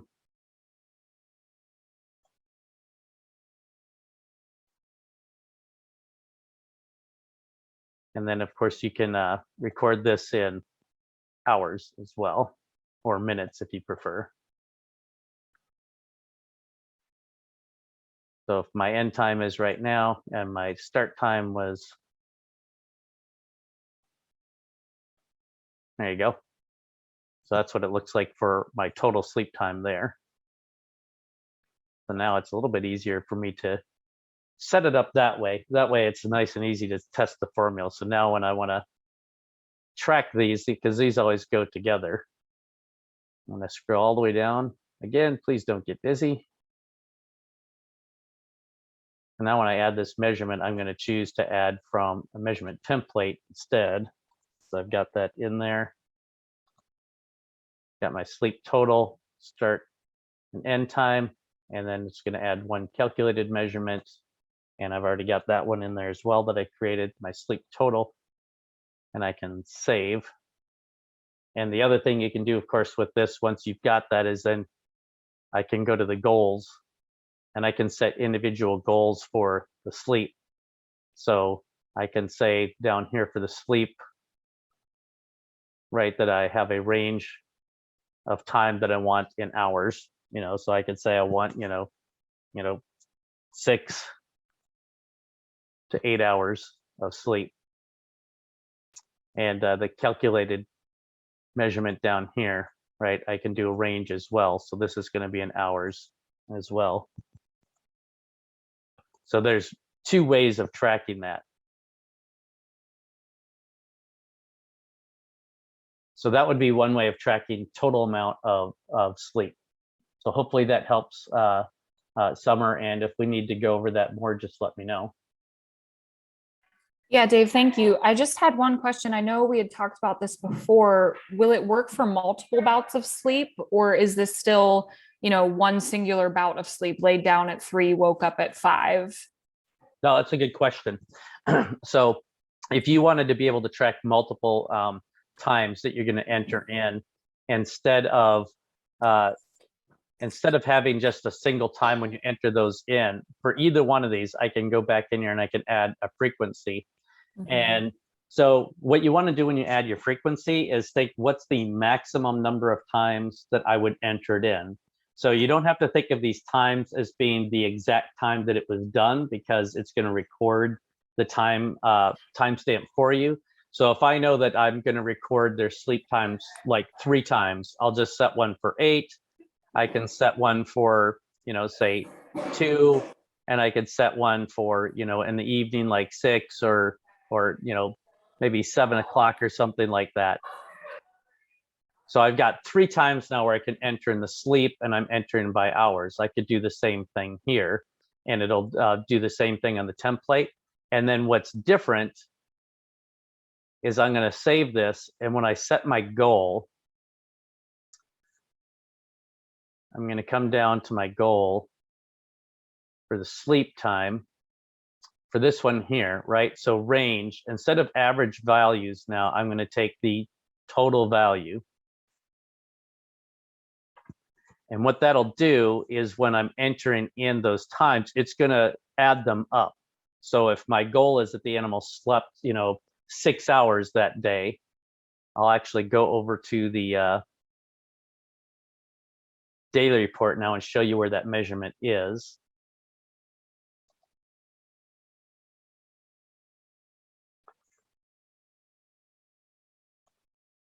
So I'm going to have my, oh, and by the way, you can also go vertical on a record. So I can go in here and I can start going down and enter in all my values and space utilization.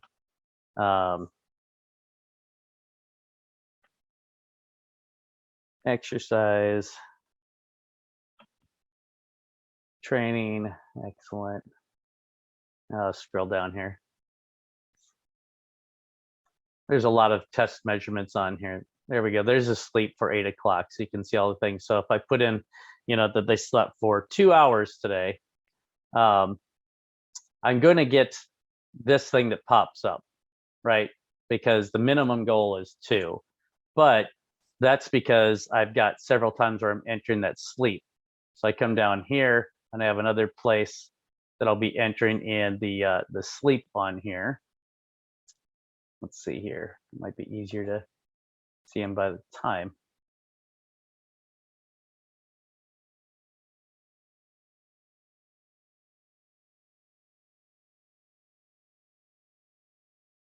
Let's see here.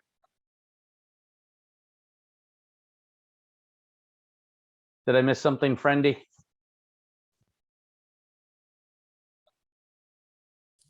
Try to go to the, and I think I saw there's a sleep there. You scroll down on the list. There's time. Oh, that's sleep. The sleep is the one I'm looking for. There's sleep hour. Right there, sleep time. Sleep start and sleep. Oh, no, this was the one right here that I was entering. Sleep. No, right underneath it. There's a sleep. That's a different start measurement. That's a different measurement than the one I was demonstrating. I know that we had this bug on the demo site earlier where it wasn't showing all the frequency. That might be what's going on. The frequency, correct. The frequency is not deployed yet. Okay, so that's on Thank the you, demo Dave. site. So I can play around with it on my own. Thank you for showing that. What it will do though is once you get to that total, it'll show you that you're in your range and that little indicator will disappear. So thank you. You're welcome. Let's see. Can you give an example on how to use the welfare templates? Yeah, absolutely. And you may have noticed in scrolling through there that there was multiple templates set up for the elephants. We have some facilities that use a software that are tracking a lot of data, and sometimes there's different people that are tracking that data. So you might have one person that's coming in that's a vet tech that is working with maybe staff to enter in things like blood work. And so you can create a template that's assigned to these animals, right, that I'm just entering blood values. Here's one for fecal testing, for example. But this is just their general daily overall welfare. Now, there are a handful of things that you can track for welfare. This template is some of the things that are on this template are from a animal welfare template that Dr. Isabella Clegg had developed. We had worked with her in developing the welfare template tool. And that template for anybody that is interested is available, the full version. We don't have a way for you to install it yourself, and there is a fee associated with it. So it is, I believe it is $100 for the all animal welfare template for an individual.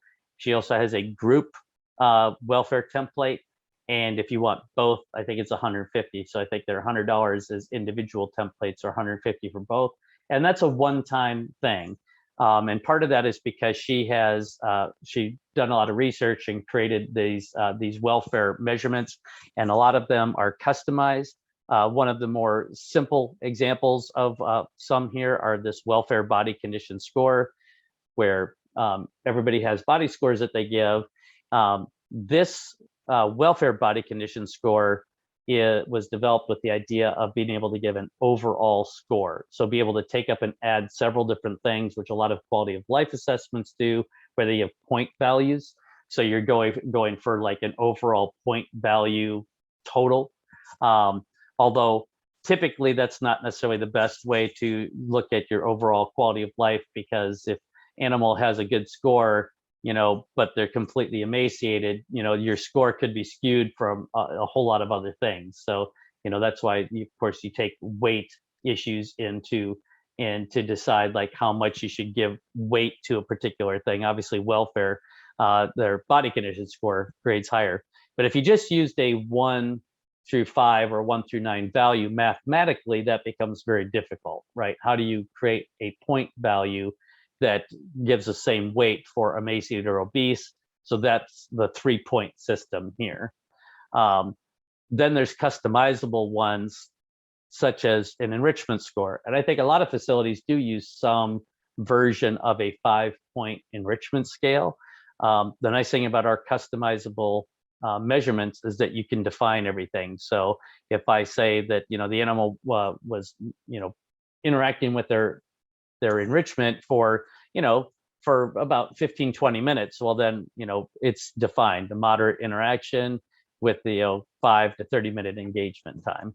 What you're trying to do is, if you enter in a score like 2, right, that you have some indicator, because, well, the 2, right, that's below 3, your goal, but 2 is defined as enrichment was given but the animal did not engage. Well, of course, that's not enrichment then. If you gave enrichment, the animal did not engage, it's not actually enrichment, except for the animal care staff, I suppose.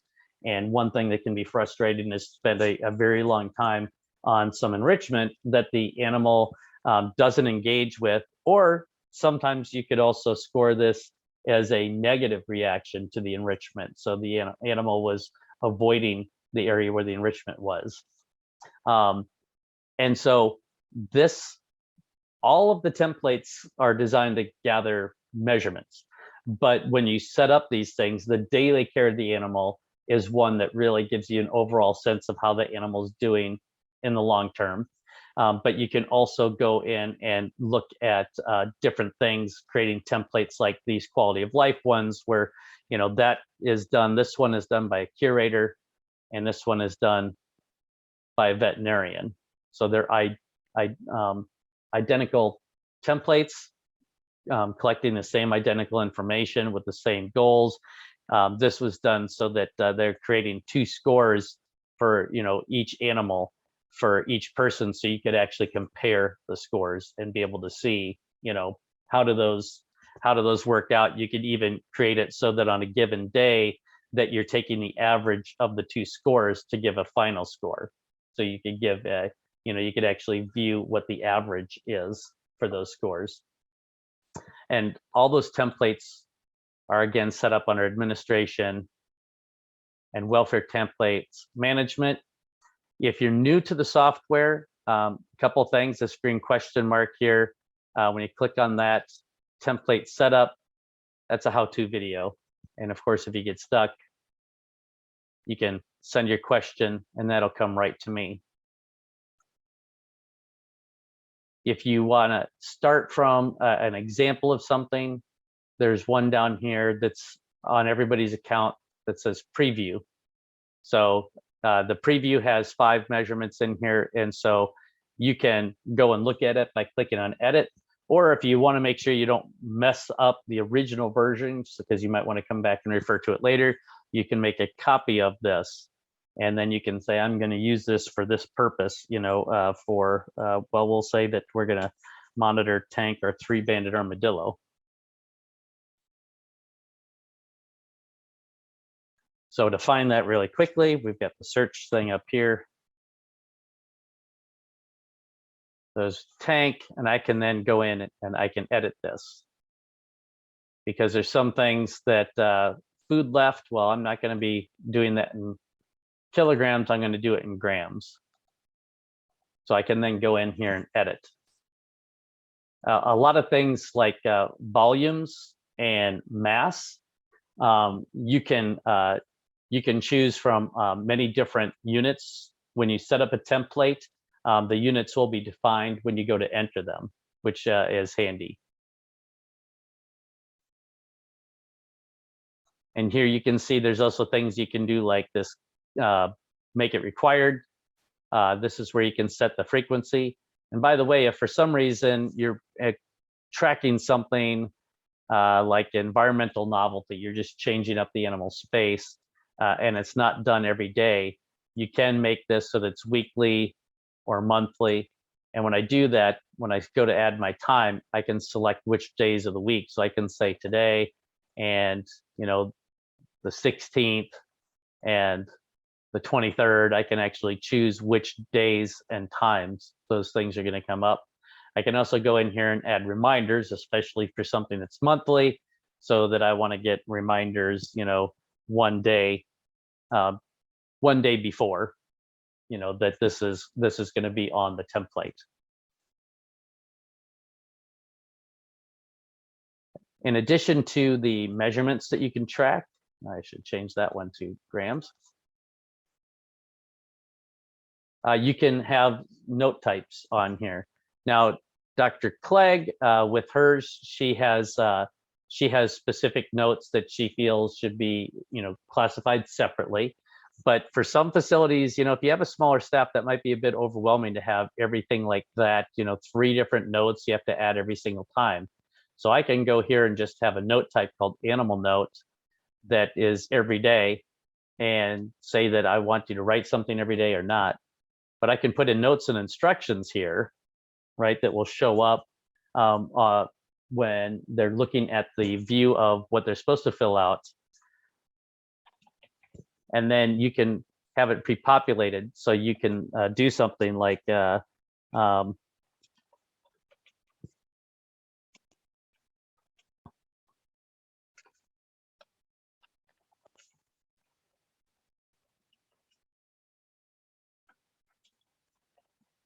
and all this will do is that when they go to open up this note, when they go to add a note, all this will pre-populate in the note, and it just gives them a place where they can fill out each thing.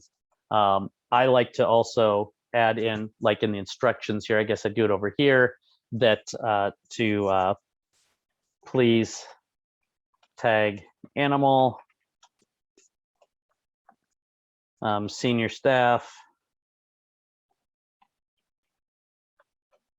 and use hashtags.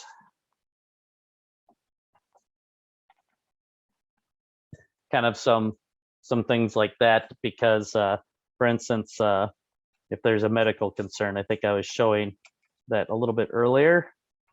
Want that to stand out. So that'll show up in the information instructions. Now, one thing to keep in mind here is up at the top is where you will assign this, right? Animals within sections, animals or animal groups. Some of you may have paid attention that I assigned a template to Tank down under Ambassador Animals. You may have seen him. There's Tank right there. So he's assigned. So you can only assign an animal as an individual to a template one time. So in order to be able to track some different pieces of information, the way that you can assign the template that I was just working on to tank there is if I go to the animal inventory here, I can create animal groups, and it can be an animal group of 1. And this might be because I have a geriatric animal, right? And so I'm going to track some detailed information. So I want to create, I'm not sure if I have one here. See if I have one for geriatric animals yet. Geriatric tigers, there you go. So I can add one. I'm just going to call it very specific, the geriatric armadillos. And then I'm just going to go and add him to this group. And if I have other armadillos that are geriatric, I can add them here. So now I can go and assign this welfare template for tank.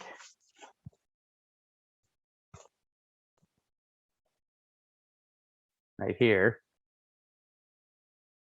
And so you might even change the name of this to, since I'm not just using it for him.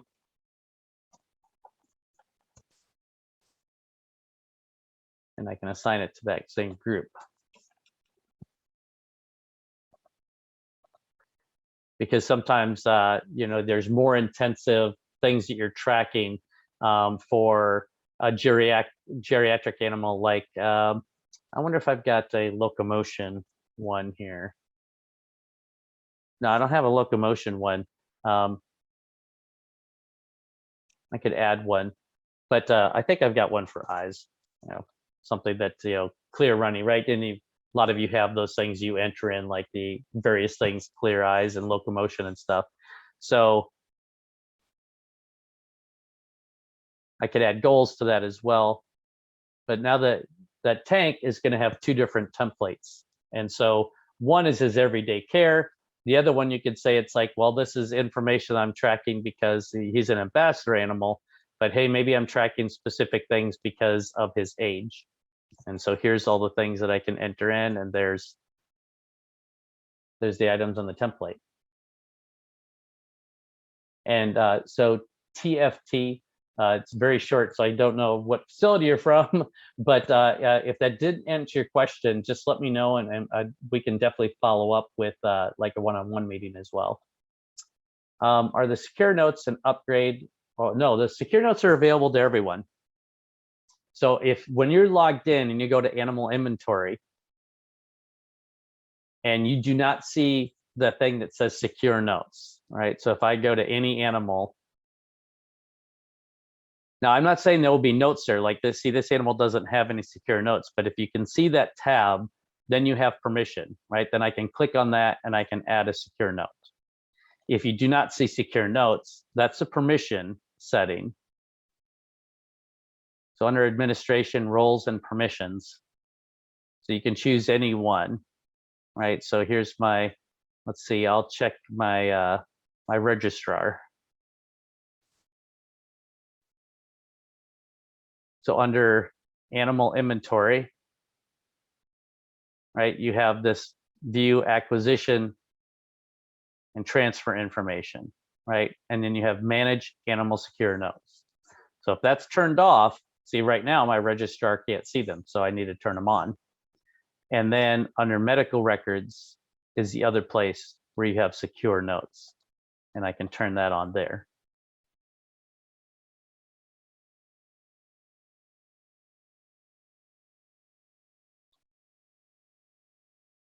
All right. I don't know if he's already left, but talk to you later, Anthony. All right. So I'm going to take a breath and see if anybody that's still on here has questions about the software examples. I know that one of you that it looks like, oh, Fiona, you're still on here. If we haven't already had a one-on-one meeting, it would be really good to connect and set one up, because when you first sign up for the software, there's so many customizable features that we know that it's a lot for someone setting up the account to take in all at once, and we don't expect you know, people that sign up for the software to do it on their own completely. We know we have a lot of how-to videos and we have the setup wizard, but to really get the most out of the software, it is really best to set up a meeting, because once we have the software set up so that the software fits your facility, and we're not, trying to make your facility fit the software, that training your staff, and if it's a school, if there's students or whatever, if you have interns, volunteers, that you'll be able to give everyone access to be able to log in, and it's very intuitive to use, because there's typically two views that everybody sees when they log in: the home page, which is kind of like a general communication area, and then the other one is they'll go to the area or areas that they're assigned, and you can assign people to more than one area. So typically most users, when they log in, they won't see every single section at the facility, unless you're a smaller facility. Then you might only have one section listed up there. And if you're not sure about assigning people, right? So first of all, if you don't see any sections under daily reports, then you want to go to administration and click on the sections and enclosures. That's how you set up this hierarchy. And the hierarchy can be set up by enclosures, or it could be set up by like species. So, Australia, East Yard and West Yard, and red kangaroos in the West Yard, you can set it up like that. But if I wanted to have like an enclosure number here, right, I could, do something like, and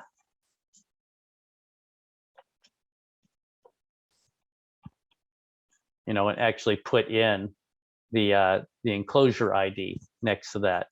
And to assign staff, so here's the people currently assigned to red kangaroos, it's just a matter of taking and clicking on them and assigning them over. And you can assign them if they're primary, right, secondary, if you have some other way of tracking, if everyone's just animal care staff, that's where you would assign everybody. And nothing happens until I hit publish changes. Once I hit publish changes, then it shows up everywhere. We did recently, for some of you, add in, when you're looking at your users, where I can look at one person's information, and you can now see their section assignments in one place where they've been assigned.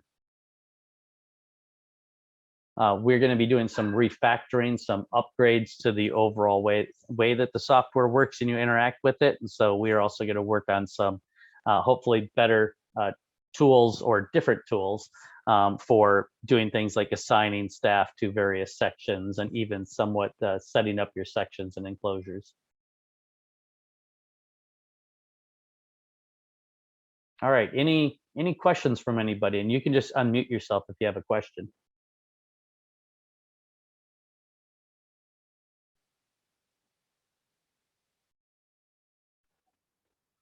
I was going to ask a little bit more about like getting initial animals set up and how to get into starting with all of it, but it sounds like you just sort of answered that with that's better to set up a meeting to do that one-on-one. So I think I don't know which questions I would have yet other than that. I haven't gotten started too much. So no, early on there'd be a lot, because the software is very powerful, but we don't want to overwhelm anybody when they're trying to get set up by making them set up on their own. That's why the support that you have from us is 100% free. I try and make myself available as many times as you need to get set up, and there's even some people that are still on here currently right now that I've met with multiple times, or sometimes you'll just shoot me a text or call me on the phone. And so once you do get going setting up, the goal is to find out what you're trying to accomplish, and just also how your staff is used to entering information. A lot of times what I'll do is I'll just have someone send me blank copies of forms that they're already currently filling out, whether it be on paper or if they have some digital version, spreadsheet or something like that, what data, what information are you asking your staff to enter in each day, or how often, and then recreate that in the software. And most of that, so far, I haven't come up with really any problems with setting that up on the template so that you can just put it on the template. And I was actually working with a facility today, just doing it with operations on tracking their maintenance of their equipment, which is something that we didn't purposely set out to do when we created the software. But because the software is so customizable, we found that a lot of our users start playing around and have found ways to use the software as a solution for a lot of different things. Thank you, Summer. One thing I'll show and if you have a question, please just unmute yourself and ask your question. But one thing I will kind of show just briefly here, because it's still relatively new, and some of you may see this and not know what it's there for or how to use it. So under administration, if you have administrative rights, so not everybody may not see this, is this thing called resource management. And this was something that was built in partnership with the Zoo and Aquarium Hazard Preparedness Center and a group called ZDR3, which is Zoological Disaster Rescue, Response, and Recovery, and with the goal of helping facilities coordinate in a disaster. And also at the same time, this would give all of the facilities using our software a place to enter in equipment and personnel and files and supplies and whatever they happen to have at their own facility, which here in the US at least, is kind of like something that you need to track for contingency planning. So you can just add in resources for yourselves without being a part of any group. And, you can see like equipment here. Here's equipment that we have at our facility. You can add in just visually some keywords for searching for these things, generators, things like supplies, like, if I've got PPE, and I can go in here. And the only thing I will say right now with the resources is that people have asked about keeping their inventory.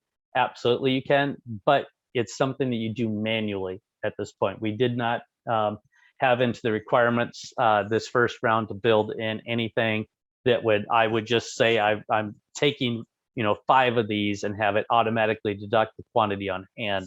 But what I can do is I can go do a manual inventory, and I can say, okay, now I've got 30 of them, and just save this record. But you can capture a lot of detailed information in here.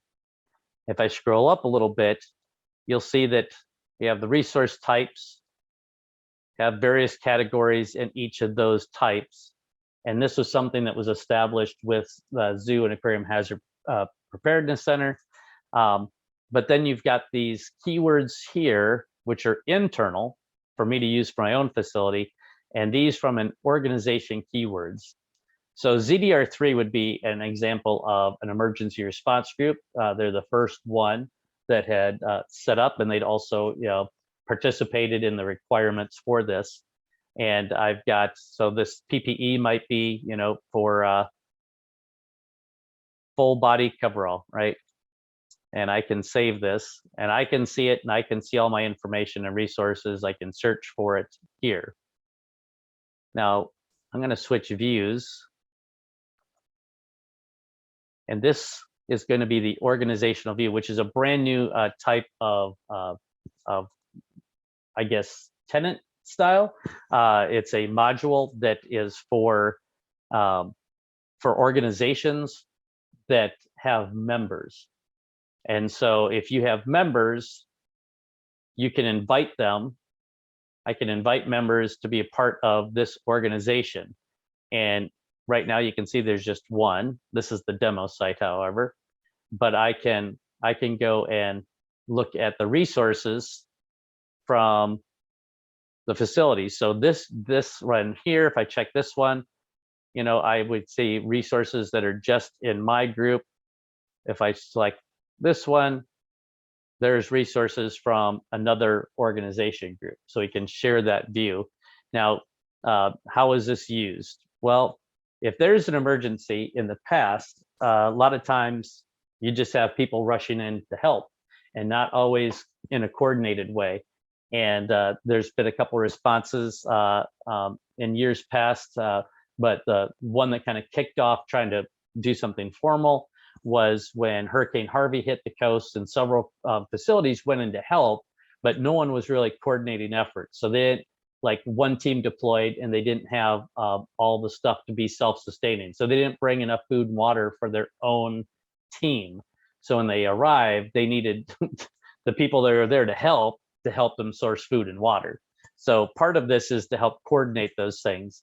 So if I have an event like a Texas freeze, which is becoming all too common here, I can actually take, and you can see these resources were assigned here for this Texas freeze. And I've just left these on here so you can see what it would look like. I can also pull up a map of the affected area. So this would be an example of facilities that are members of this organization and who's in the affected area. So it allows me to go through and look and see who needs help. So if you're here in the US, at some point or another, you're going to hear about ZDR3, and you may choose to join and participate in that organization, because the idea is that, you know, facilities, all these facilities that are on this map would be members that would list resources that they have at their own facility that they would be willing to share in an emergency response. And so it's not just material things like equipment, it's also personnel. And of course, if you have personnel responding, well, then you're going to want to make sure that they have a certain amount of background and training in some cases. And so that's why you can see those resource keywords. There's that full body cover, right, from that I'd entered in. And here's like some HAZWOPER training, CPR. So you can actually see whether who you're looking for is qualified to respond. So that's kind of like a real brief overview, because I know that the emergency response stuff might not apply to you, but certainly you can use the resource management area in the software for yourself to enter and track in things that you have. So like how much water do you have on storage on site in case something were to happen to your water supply, right? Power equipment, if your power goes out, are you able to provide power to, you know, any equipment that needs to be running, heaters, things like that? Or do you have some type of like natural gas, propane, other alternatives for you know, keeping animals warm? And sometimes it might just be straw, hay, shavings and things like that that you're keeping on track. But you'll have a way to pull that up and be able to show USDA. It's like, well, yeah, we have listed all of our things in here, including things like so we've got our generator in there, right? So I've got my equipment and I've got a generator, but then I might also have a file that I've uploaded, and this is a how-to video, right? That I can click this link right here, and it actually will play a video of how to start that specific piece of equipment. So, you know, something that sometimes people forget, that it's like, well, you can't always assume that in an emergency, the person that knows how to start the generator that's normally just used for your welder, you know, those generators can be used for running power as well as running your welding equipment. All right, let's see if I see any other questions here. And by the way, anybody that's still here, I will be emailing out both recordings. So the one that I did this morning, and I'll also send out the recording of the one that you're on here, so that you can share it with other staff.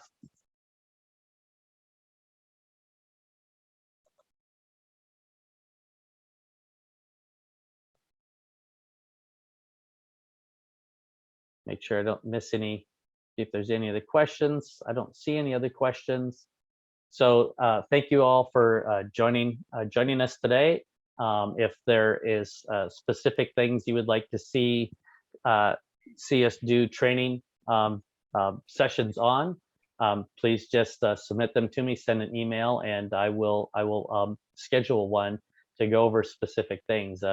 I've done training sessions on how to use a software for tracking training of staff, how to use it for tracking all of like your scheduled programs if you have school groups or outreach programs, as well as setting up welfare templates, tracking measurements for your equipment. So yeah, if something you're trying to do to operate your facility and you can't currently do it in the software, well, that's something eventually we want to include. So it might not happen right away. Like our nutrition module is something that we're going to be working on in the future. But right now we're kind of focused on cleaning some things up and adding in some more tools. Thank you. Thank you. Please never hesitate to contact me for assistance at dave@animalcaresoftware.com.